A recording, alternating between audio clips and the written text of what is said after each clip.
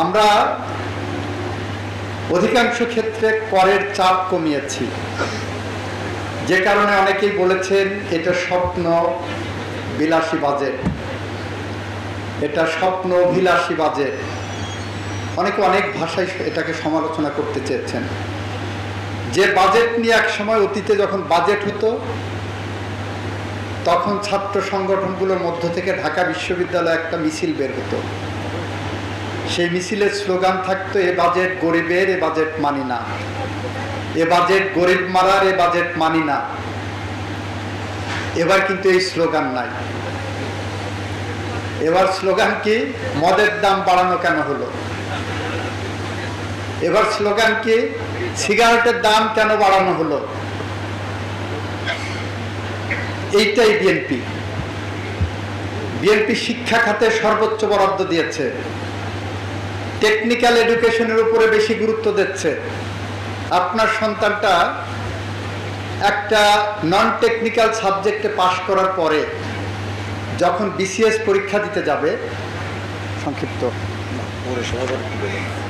যখন পৌরসভার উন্নয়ন, আপনি তো ভাই সারা ঝিনাইদহ জেলার প্রশাসক, আপনি খালি ঝিনাইদহ শহর আর এই কনস্টিটিউয়েন্সির বাইরে জীবনে কোনোদিন কোনো তদবির করলেন, এটা দুঃখ থেকে গেল।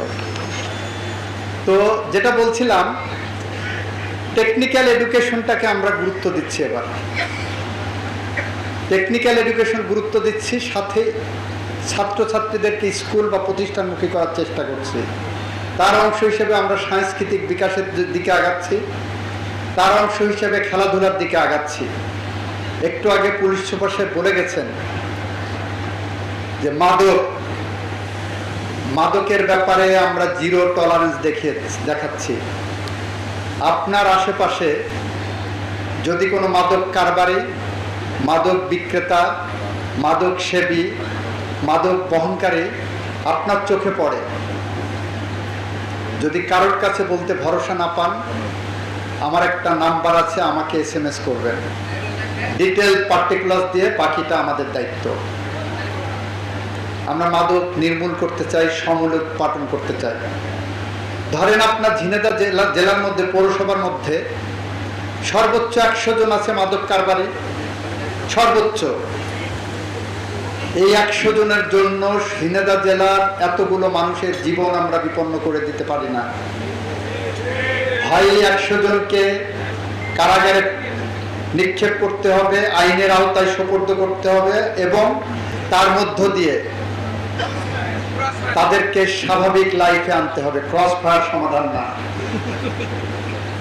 স্বাভাবিক লাইফে আনার ব্যবস্থা করতে হবে, অথবা ওদের কাছে আমাদেরকে সারেন্ডার করতে হবে। আমরা এতগুলো মানুষের দায়িত্ব নিয়ে ওই 100 জনের কাছে মাথা নত করতে পারি না।